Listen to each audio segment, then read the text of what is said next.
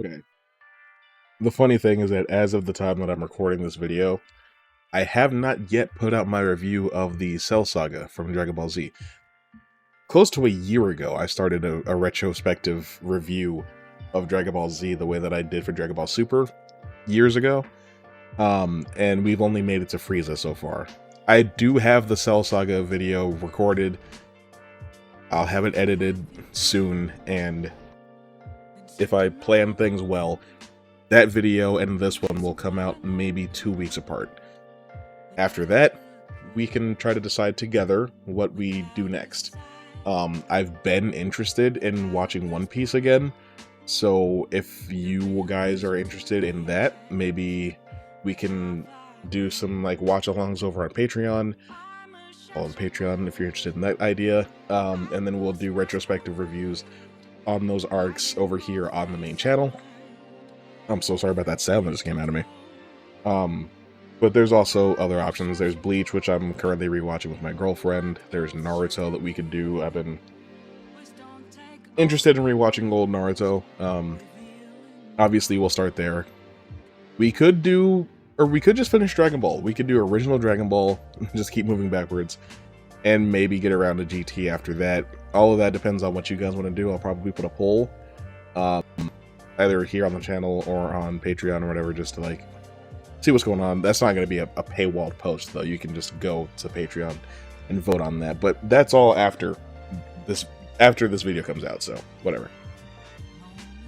I want to preface this by saying that I was a little nervous to record a Buu Saga review because I have what I thought was an unpopular opinion on that saga. I put a poll up on the channel a couple weeks ago asking, like, what's the best Dragon Ball Z saga? Out of over 700 votes, it's 58% Cell, 28% Frieza, 9% Saiyan, and 5% Buu. I did not expect the Buu Saga to come out at the bottom, but I'm so glad that it did.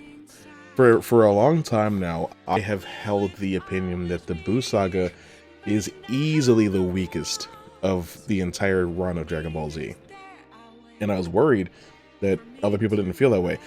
I talk a lot about Dragon Ball, and I am a big fan of Dragon Ball, but I don't necessarily engage with conversations about parts of the show that I don't like because I don't like spewing negativity. That's not what I want to do, despite my name. I also appreciate that the Cell Saga was voted the most popular. So my thing with the Buu Saga is that it doesn't feel necessary. It definitely feels tacked on. I think that the ending of the Cell Saga would also serve as a perfect ending to Dragon Ball Z.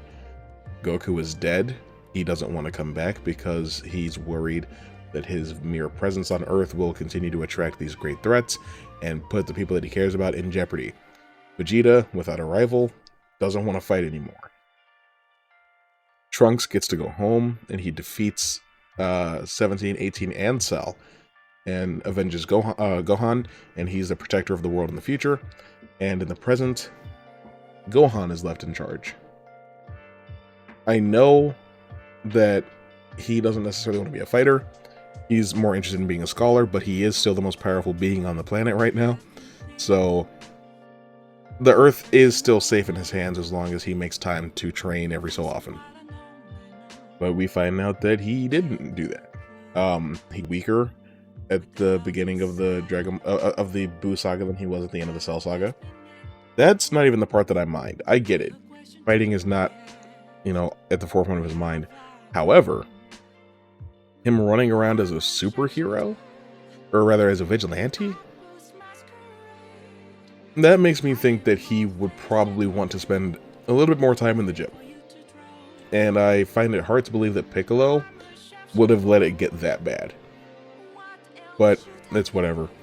I am not a huge fan of of Goten in general. I really don't come to like him until GT. And he's not quite there yet in Super, so he's getting better, but Kid Trunks is my least favorite Trunks. I don't think that that's necessarily crazy to say either. And I think that, I don't know, there's just so much of that saga, because even though Vegeta says he'll never fight again, he works himself all the way up to Super Saiyan 2 off screen. I think that's a lot of what my problem is how much happens in between the arcs, because that's the biggest time skip in all of Dragon Ball until GT. It's a 7-year time skip between the end of the Cell Saga and the beginning of the Buu Saga. For context, the end, or the defeat of Demon King Piccolo to the defeat of Piccolo Jr. was 4 years. The time between that and Raditz survival on Earth was also 4 years. After that, the arcs really kind of just flow into each other. Yes, there's 3 years before the androids arrive, but still, 3 years. Now, 7 years is the biggest time skip until you get to, like, when you have that 10-year jump at the very end of Dragon Ball, but that's not really that important, because technically nothing comes after that. Even to this day, Super takes place before that. So, in a way, yeah, it is still the longest time skip. So, like, yeah, a lot has happened. You have to have it to where a lot has happened. Krillin is married to Android 18. They have a kid now. I don't have a problem with that. Krillin decided to retire from fighting and he grew his hair out. I don't have a problem with that either. I just think that it's kind of ridiculous that, like, yeah, of course, he's training Trunks. How did he train Trunks all the way up to Super Saiyan and himself up to Super Saiyan 2 if he doesn't want to fight anymore? You know? Pardon the interruption, it's your boy Toxic Boyo, and I wanted to take a brief moment to let you know about the Toxic Touch Productions Patreon. I'm not currently monetized on YouTube, but I still want to bring you the best content that I possibly can. I want to make those videos that you love, and I want them to be the best that they can be. But I need a little help. That's where you guys come in. If you want to support me directly, you can head on over to patreon.com/ToxicTouchProductions, or click the link in the description or the pinned comment. For even just $5 a month, you can get your name included in the credits at the end of the video, gain access to exclusive channels on the Discord, and you get specialized merch at no extra cost. It only gets better as the tiers go higher. Go check it out. Thanks for listening, and thanks for supporting my dreams. Now let's get back to the video. Well, no, actually, because now that I think about it, Vegeta didn't even know that Trunks could turn Super Saiyan. He was keeping that in his pocket, so how did Goten and Trunks achieve Super Saiyan in secret? But that's neither here nor there. We haven't even gotten to, like, the beginning of the actual story. I think it's interesting that the Buu Saga pretty much takes place over the course of, what, 2, maybe 3 days? I think it's 2 days. It's the shortest arc by virtue of how much time passes in the story. That's cool. My problem with the Buu Saga is that I really like a lot of the things that happen in it. I love Vegito. I've got like 4 Vegito collectible figures, you know. I like Mystic Gohan. I think that's the coolest he's ever looked. I love when he uses that form again in Superhero. I think it's sick. I even like Super Saiyan 3 Goku. I like how it looks, even if that form is virtually useless because it has never gotten a significant win. I think that's just like where it all stems from for me, because they keep introducing new things and none of it works. You know, Goku and Vegeta are both Super Saiyan 2, which he acquired off screen. Sure, they both did. And they're pretty much equal. So if Vegeta, while blowing himself up with his strongest attack, couldn't destroy Buu, you're meant to think Goku can't either. So it's like, okay, well, now what do we do? Well, it's okay, because Goku has a plan. He's going to teach Gohan and Trunks... He's going to teach Goten and Trunks how to fuse together. If they master the Metamorph fusion dance, they will become exponentially more powerful. And they do. And it doesn't work. That's okay. That's okay. Gohan's training with a Z-Sword, and we're gonna, you know... Or even before that, it's okay, because Goku actually had another Super Saiyan form in his pocket that he never, you know, broke out before. And yes, this happens before Gotenks, but you know what I'm trying to say. He breaks out Super Saiyan 3. It's the most dramatic transformation of the saga, because everyone has got one. Doesn't work. Gohan training with Z-Sword. Well, the Z-Sword is actually a sham. That's okay, because we can draw out his latent potential, which I thought Guru already did, but whatever. We can do that. It's going to take 24 hours. Boom, he's ultra powerful. He's the most powerful character that's ever lived. Still not good enough, because he screwed around too much and got himself absorbed. Great. Well, that's okay, because we have another fusion technique that Goku and Vegeta can do that does not require them to practice a dance. And because of the fact that they're rivals, this is going to yield an even stronger result than that would anyway. So now we have Vegito. And even though Vegito is styling on Buu and like crip walking on his face with no issue in base form, he turns Super Saiyan to rage bait him. But you know, even though he's trivializing this fight, it still doesn't work because he can't kill Buu without killing everyone he's absorbed. It's just really aggravating, you know? And so how do they actually beat Buu if none of the other things that they've introduced up to this point can get the job done? How do they defeat Buu? Well, that's easy. Goku does he throws a spirit bomb. What? The spirit bomb that didn't kill Vegeta, the spirit bomb that didn't kill Frieza, the spirit bomb that you didn't even try on Cell because it probably wouldn't have killed him. It completely obliterates Buu. Well, it's because he's pure evil. Is Frieza not evil? Why did he survive? I don't know. I think, you know, I think it's the lamest ending to an arc that Dragon Ball Z has to offer, for being completely honest. The Buu character is extraordinarily boring. You know, Vegeta has personality. He's like, oh, I'm royalty, I'm noble, these peasants are beneath me, you know, I've never even had to break a sweat in a fight, I can conquer a planet within a couple of hours. I'm so far above, you know, Raditz's low-level brat. Like, they didn't come to Earth to avenge Raditz. They came to Earth because they wanted the Dragon Balls. You know? That's what they came to Earth for. But then in killing Piccolo, they rendered the Dragon Balls inert, and they didn't realize that. But, you know, that's what they came to Earth for, because Vegeta wanted to gain the power necessary to defeat Frieza and take over Frieza's empire. Well, Frieza now knows about Dragon Balls too, and he knows that the Earth Dragon Balls are inert. So where does he go? To Namek. Because guess what? He wants to be immortal. He wants to rule over the galaxy forever. He wants it to be impossible to take him down. But he does have a fear in the back of his head. He's afraid of the Super Saiyan. That's why he destroyed Planet Vegeta in the first place. So for all of his arrogance and all of his posturing, when Goku pops out as a Super Saiyan, it shocks Frieza to the core. That's the very first time that you see the character stressed. It's the first time that you see him afraid. It's the first time that you see him desperate. That's interesting. Cell is interesting because he's the mirror opposite of Goku. He wants to test his strength. He wants to know that he is the perfect life form. He wants to know that he's the strongest in the universe. He's like, his entire purpose was to absorb 17 and 18 to become perfect. After that, Jiro didn't program anything into him. So what does Cell do with his free will now that he's got it? He hosts a tournament. He wants to see how strong Earth's warriors are. That's interesting. He has respect for the sport.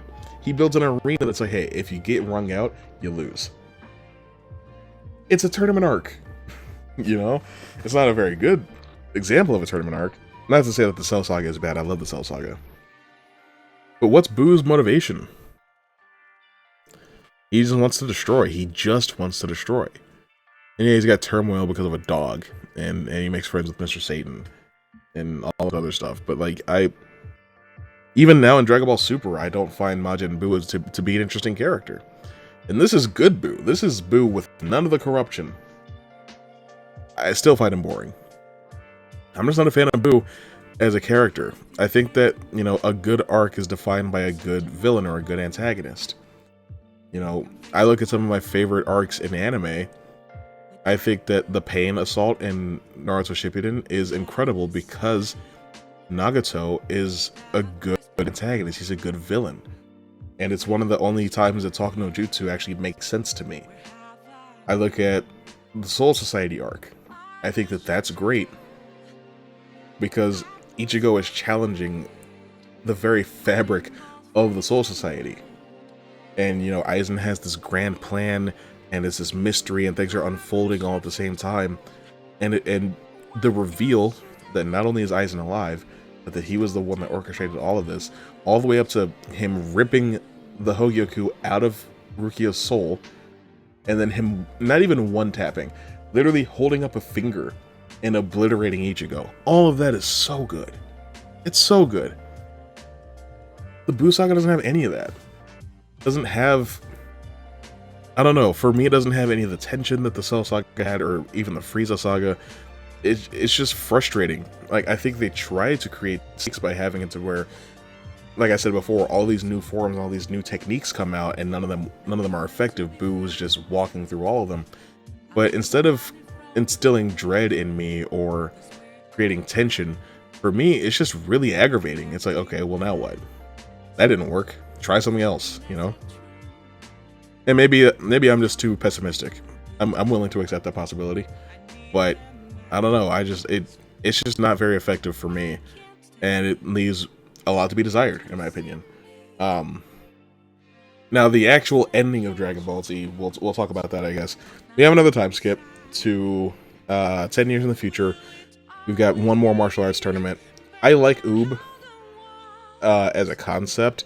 I think it's weird that for the very first time in the entire history of the universe, from what I can tell, somebody asks King Yemma to reincarnate a character, and he does it.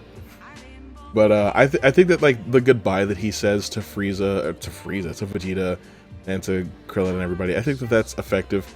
I just think it's weird that he was already... Because they say that he had been gone for 5 years. So it's weird for him to pop back up and then say goodbye again because he wants to train this kid. Dragon Ball Super is complicating things in that regard. I think I've already made a video about how they need to decanonize the ending of Dragon Ball Z if they want Dragon Ball Super to continue, but that's neither here nor there. Overall, though, I don't think that any of the Dragon Ball shows have a bad ending. I think that GT has the best ending that I've ever seen. Dragon Ball's got a good ending. Dragon Ball Z has a good ending. Super has a good ending. I haven't watched Daima because I got really bored during the first episode, but I hear it's also got a good ending, so I don't know, we'll see. Maybe I'll get around to watching Daima. Maybe we can do that on the Patreon. We can do watch-alongs, and we'll react to episodes of Daima together. I don't know. I really do want the Patreon to feel a little different than what we do on these main two channels. And not just for the sake of doing things that, you know, get around copyright issues. I want to feel as though there's something over there that gives you a reason to get involved. So if you have any ideas as to what you want to see on Patreon that you'd be willing to give me like $5 a month for, please let me know. Please let me know. And while you're down there in the comments screwing around, why don't you tell me what show we do a retrospective review on next? I haven't watched original Dragon Ball in a long time, so maybe it'd be worth doing that. But that's all I got for you. And Dragon Ball Z is over. See you later.